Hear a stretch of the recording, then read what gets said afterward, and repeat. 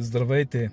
Няколко пъти се опитвам да направя това видео и все нещо го възпираш и нещо се случваше, но аз разбирам какво се случва всъщност. Защо са активирали всичките нечестиви сили, защо те не искат това видео да достигне до хората, за да бъдат свободни, защото тук става въпрос за молитва, за освобождение и хората да бъдат свободни.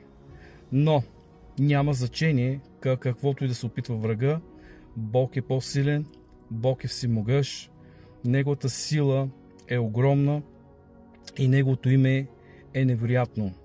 И сега ето го този момент, за който толкова много има съпротива. Бог вложи в сърцето ми да се помоля за хора, които се борят с тази коварна болест рак. Рак в тялото. Искам да ви кажа, скъпи хора, които ме гледате точно в този момент.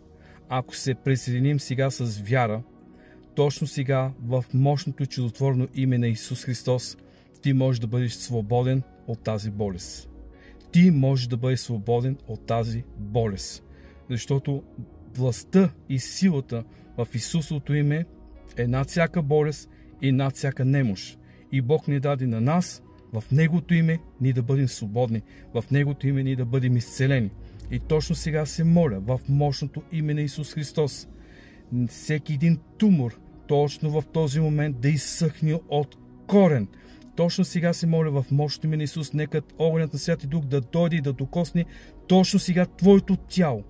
Бъди съвършено изцелен в мощното име на Исус. Всякакви разсеки по тялото в името на Исус да бъдеш изчистен, да бъдеш свободен и името на Исус да бъде прославено в живота ти. Благославям те, където и да се намираш. Точно за това освобождавам силата на Бога в твоя живот и изговарям изцеление, освобождение и спасение в името на Исус Христос. Бъди благословен и вярвам за обратна връзка, за това, което Господ точно в този момент направи в твоя живот.